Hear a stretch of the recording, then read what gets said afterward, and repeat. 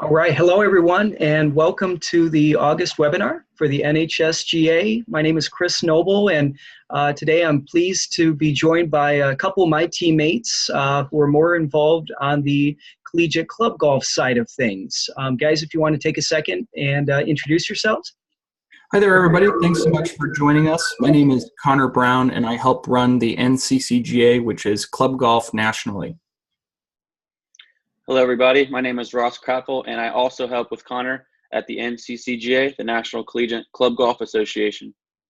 So happy that Connor and Ross can join us today. And everyone, our main goal today is going to be talking about some of the lesser known levels of collegiate golf, specifically to collegiate club golf, the NAIA, or the National Association of Intercollegiate Athletics, and as well as the NJCAA, the National Junior College Athletic Association. So in terms of our outline for the class today, we're going to talk about a few different things in respect to the numbers of high school junior golfers that go on to play at the college level. What does that look like, and really what should that mean to you if you are looking to play at the next level? We definitely want to touch on the differences between varsity and collegiate club golf, really in terms of what you might be looking for in a college golf experience and what level is going to be best for you. The NAI, I know a lot of people aren't that familiar with what it is, what type of college golf it is. So we're going to discuss that, how competitive the level is, and also junior college. Is there opportunity to transfer after the first year or 2 years? Why should you go to a junior college level, especially if you are looking to play at a four-year school? And especially with Connor and Ross, they're going to talk a little bit on collegiate club golf, their own personal experience, what they do on a day-to-day to really continue to help grow the game at the collegiate club level, and also next steps, depending on what you might be looking for and really your end goal when it comes to playing golf in college. So with that, just give you guys a brief background on really the NHSGA if you're not familiar with us previously. Our dedication is to the growth and recognition of high school golf. In a lot of ways, we feel it's overshadowed by some of the bigger high school sports, bigger junior golf tournaments. So our focus is growing the game at the high school level. We are able to do that through state, national high school golf rankings, showcasing junior tournaments, tours, and resources for high school golfers, even such as these webinars to provide you a lot of that knowledge and know-how of the junior and college golf landscape. In terms of my background, personally, I come from actually a sports background, especially in my short work career. I previously was over at a company called NCSA, or Next College Student Athlete. And my role there was one of a head golf recruiting coach, allowing families, golfers that I worked with to understand the recruiting process, what types of colleges would be best for them. And actually, I was able to place over 800 junior and high school golfers at a varsity collegiate golf program throughout the country. In terms of my junior days, I was a four-time recipient of the All-State team for the Michigan High School Athletic Association. In terms of my collegiate golf, I played at a four-year school called Holy Cross College, across the street from Notre Dame in South Bend, Indiana. If you ever seen the movie Rudy, that's probably the easiest way to think of my school. Pretty cool to be able to compete, especially for a national championship.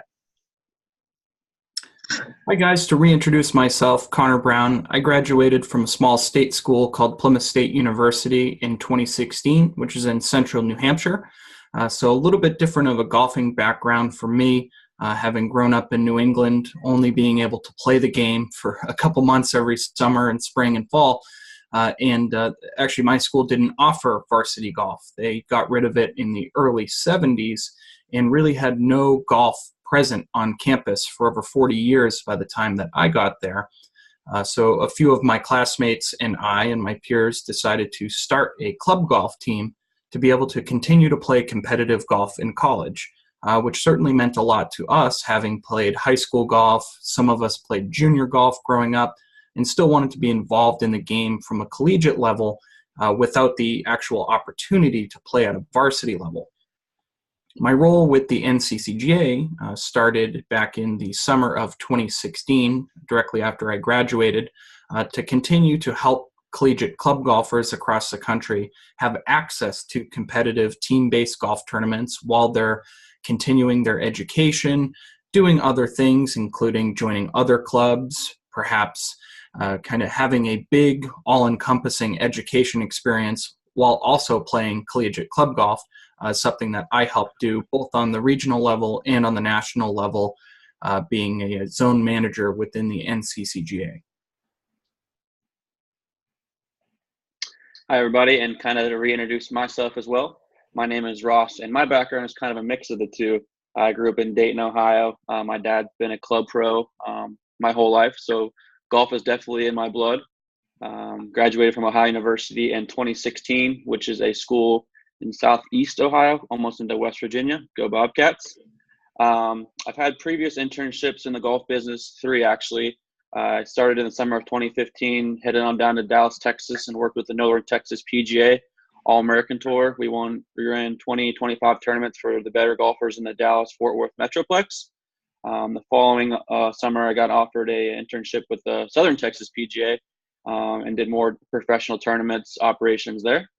And then the following summer, I did a PJ Boatwright intern with the Maya Valley Golf Association, which is part of the USGA. Ran a bunch of amateur tournaments and USGA qualifiers for them. Started with the NCCGA this past November. Been at it for almost a year now. Hope to run some good tournaments this fall.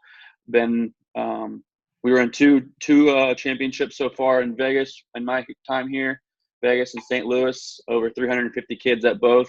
So it's a really fun time, and looking forward to talking more about it. Yeah, thanks for those intros, guys. And and similarly, like we mentioned, especially everybody has a different story, right? And especially myself and Connor and Ross. And one of my goals, especially for this class, is to give you a better understanding of really the opportunities to play varsity golf in college. And just looking at the statistics, a number that we use quite often is there's close to 220,000 high school golfers throughout the country, and approximately 7% of them are going to go on to play golf at the varsity level in college. Not a big percentage by any means. And as you can see, I did include just a couple numbers. Obviously, across the board, it does appear on the men's side of things, it dominates things a little bit. So for the ladies watching this class, hey, if you have friends who are interested in golf, definitely encourage them to get involved in the game. There's tons of opportunities available, especially on the junior and the collegiate women's side when it comes to competitive golf. And even similarly to the idea of playing at the varsity level in college, when you get to the NCAA Division I level, it's even smaller. Little less than 2% on the men's side from high school golfers are going to go on to play at the NCAA D1 level. And then similarly for women, again, 2.3%. So as you continue to go up the level or the steps, it gets very, very competitive. So especially with what Connor and Ross do on the collegiate club side of things, they're not necessarily focused on the 7%. They're focused on the 93%. And being able to provide that opportunity for you to stay competitive throughout your college years so your competition golf days don't have to end as soon as you're done with that junior or that high school career. So keeping that in mind, did want to give you a few ideas when it comes to the differences from varsity to collegiate club golf. And one of the biggest differences is from a scholarship standpoint. When you do play varsity golf in college, whether that be at the NCAA level, the NAIA level, or the junior college level, you will be able to be awarded an athletic golf scholarship. Excluding NCAA D3, they only offer academic or merit-based scholarships. It is a major time commitment. And that's a question that you're going to have to ask yourself is how much time am I willing to devote to my golf team, to my golf career, not only from a practice standpoint, but you're going to be traveling on the weekdays. Generally, you might miss 2-3 days of class. You're going to have workouts. You're going to have study tables. It's a full-time job. So keeping that in mind. And again, it's very competitive when it comes to qualifying for your team events. The way I could say it is, again, if you're a very competitive golfer in high school and junior tournaments, don't necessarily expect to automatically walk on to your varsity team in college and play right away. It could very well be that you might have to sit out, or you may not make the traveling team for the first semester, even for the first year. So just realizing that the competition level is extremely high. And from a roster standpoint, generally you're going to have about 10 players. And typically for a collegiate varsity event, you're going to take 5 out of those 10 players, or no matter how many might be on your roster size. And I did want to give Connor and Ross a chance to talk a little bit on the collegiate club side of really some of those main bullet points and items to keep in mind. Sure. Thanks again, Chris. So for collegiate club golf, it's interesting because if you look across the country, we have over 400 clubs that compete within the NCCGA, and all of them are different. The biggest thing that we look at is collegiate club golf is co-ed. Men and women compete on the same team. They compete in the same tournaments, and they compete for the same medalist honors, all tournament team honors, and they compete with helping their team achieve the best 5 out of 8 scores in our collegiate club golf tournaments. They're played on the weekends, which is a big difference for a lot of students that take a lot of pride in their education, that they want to be engaged Monday through Friday in the classroom, studying after hours, going to other club events. Having that flexibility of having tournaments on the weekends is crucial for a lot of students, really looking to both have their education and their competitive golf days coexist in the same 7-day span. They're competitive but fun for NCCGA tournaments. We see scores ranging from the mid-60s up through, call it the low 100s to the mid-110s. There's a big wide range of talent in the NCCGA, and there's certainly something for everybody. If you're up at the top of the leaderboards looking to get on those all-tournament teams to earn medalist honors in tournaments, you really have to play well in a lot of NCCGA tournaments.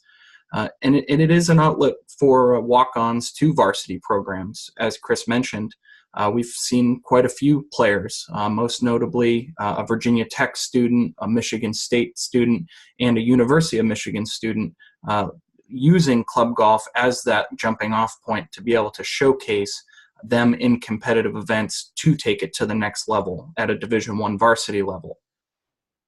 Ross, do you want to talk about what type of schools have club golf programs, kind of what makes the biology of a club golf team a little bit different maybe than a varsity program? Yeah, I mean, honestly, any school, you go to offers, if it doesn't offer club golf, you can start one up. We're open to all different types of schools. We have community colleges that play with us. We have Ohio State that plays with us. We have Santa Fe, which is a small school in Florida, play with us. So it's a wide variety of golfers that play with us. So that's what makes it fun. You have a kid that goes to community college gets to compete against, a player that goes to Ohio State. So it's really awesome to get those competitive juices flowing against a bigger school and a smaller school. Kind of like Connor said, our clubs are vary. It depends on the school. Some clubs only have those 8 players that they bring to the tournaments. But I know the University of Delaware has, hundreds of players on their actual club, but they bring, their 16 competitive people. But some teams do offer tryouts, which is, the competitive nature of it. But also some, depending on the school, it's, you're going to bring your everyone that wants to play on that weekend for fun. Some people are out there to really enjoy the weekend and enjoy the great rates that we're offering them. And then some people are taking this competitive golf pretty seriously, which is what we want to hear.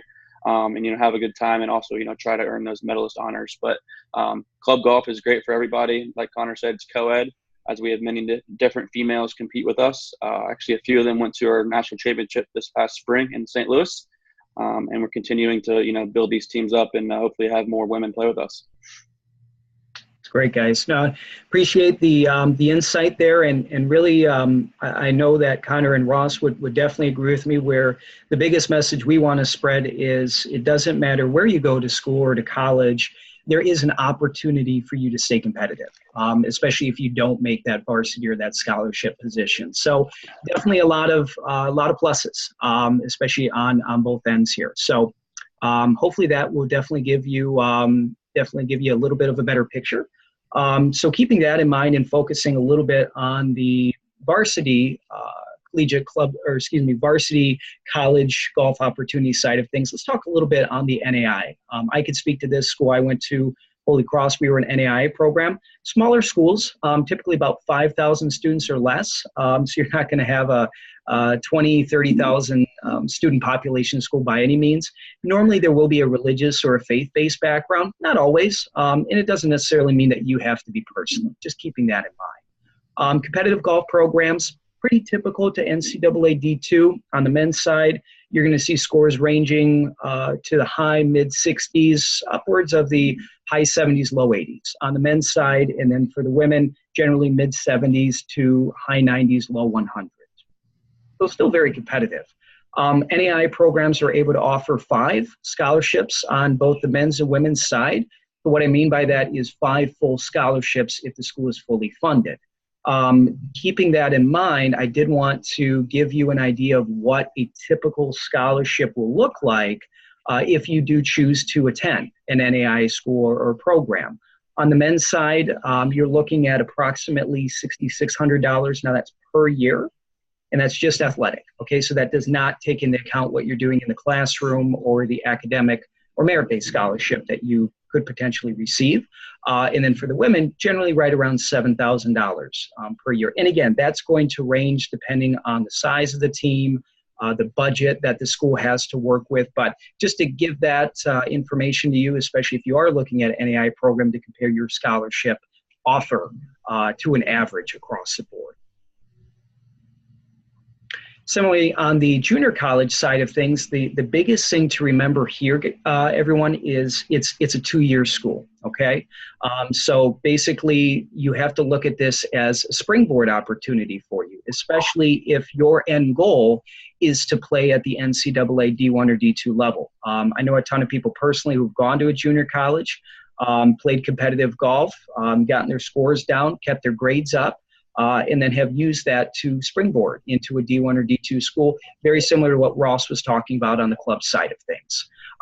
Generally, they're going to be local to your area, just giving you a couple stats here in terms of the amount of junior colleges throughout the country. A lot of them are going to be concentrated out west as well, and 8 scholarships are available. For the teams, typically the scholarship level is going to be less, just given that the cost of a junior college is generally going to be quite a bit less than a 4-year university or institution. Keep that in mind. I want to turn it over to Ross and Connor now to talk a little bit more, especially on the club golf side of things. Sure. As mentioned before, any school can compete with the NCCGA. As Ross mentioned earlier, we have schools from across the country, coast to coast, and from any size. When we talk about the Ohio States of the world versus the Trinity Valley Community Colleges from Ohio to Texas, really anybody can get involved. We do use the nomer that all swings are welcome. We have plenty of very, very talented, perhaps former Division I golfers that transfer to different schools to pursue education, to go back home. We've had plenty of that type of constituent represented in the NCCGA, but we also have, call it the sweet spot range that we like to call it, that 75 to 90 golfer who wants to remain very competitive in their golf game, but also really wants to have a forum in which they can compete against other similar golfers in the NCCGA tournaments like we see nationwide. And when we talk about time commitment, Ross, do you want to touch upon what really makes the DNA of club golfers a little bit different maybe than a varsity golfer? Yeah, so the time commitment is actually a huge, huge positive here. With varsity golf, as Chris said, you're missing 2 to 3 classes, per week. Sometimes you're traveling. Club golf is different. Our tournaments are on the weekends. You have your schedule set for the 5 days. Depending on the club, you guys might have practice, 1 or 2 times a week for maybe an hour, go hit balls, go putt. But you're never going to miss class for tournaments, which is nice. All our tournaments are on Saturdays and Sundays. And it just really depends on your club on, how much practice you do. But I know different clubs out there, some practice, some don't. It's really just depends on the school itself. And yeah, like I said, our tournaments are on the weekends. We offer 2 tournaments per semester per region. We operate in 29 different regions across the country, coast to coast.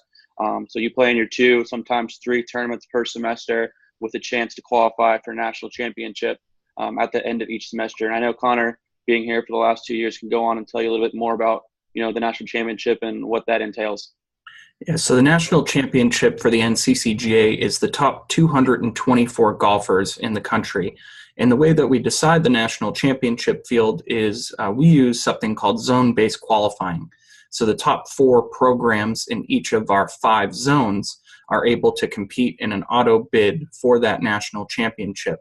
We also supplement by scoring average the next best slate of teams based on a wild card bid to make up our national championship field, in addendum of also having the top 8 individuals in the country that aren't already on auto-qualified teams. Something that we added last year was the addition of the National Invitational, which is for the next best 124 golfers across the country. And a few things that separate that championship is that there's a lot of teams in the NCCGA that are only able to compete in one tournament, we opened up the qualifying procedures for them and really opened up the opportunity for teams to compete on a national level that is competitively very similar to the championship, but that next best slate of teams able to represent their school both on the region level and then ultimately the national level when competing all together. Great, guys. And very similar to what we just mentioned in terms of, hey, what level is correct and the right one for you. And it's just really asking about, hey, again, how competitive do you want to be in college? Are you looking to have your name on a roster, or are you looking to make a contribution? A lot of times that contribution is going to come at the NAIA, at the junior college, at the NCCGA or collegiate club level. And just remembering that varsity golf, again, it can be done, but it's a full-time job, and realizing you have to be very dedicated to what you're doing. Club golf, it's going to allow a little bit more time for other activities, other club events that you might be looking to be interested in. And evaluating your game. Have your high school coach, have your swing coach, people who just know you, really say, okay, here's where my tournament scoring average is, my experience, the year you are in high school, and being able to say, where am I in comparison to some of these teams that I'm looking at, or some of these division levels? And really being able to do some more of that introspection and having some more of the, especially people around you, to give you some real, especially looks into where your game is at and what you're looking to get out of your college years. That's where you can make that best decision. And just wrapping things up, guys, especially on the collegiate club golf side of things, if somebody's watching this class and they want to get more information, what are their next steps? Sure. So the first thing that you're going to want to do is go directly to nextgengolf.org, and you're able to get in touch with any of our collegiate club golf programs across the country. But you want to do your research. You want to look at where the team is, perhaps check out their tournament scores from the past few semesters, get yourself acclimated with exactly what type of golfers may be on that program. You can get in touch with the leadership of the club. You can contact your campus recreation or club sports director to get more information on that exact program.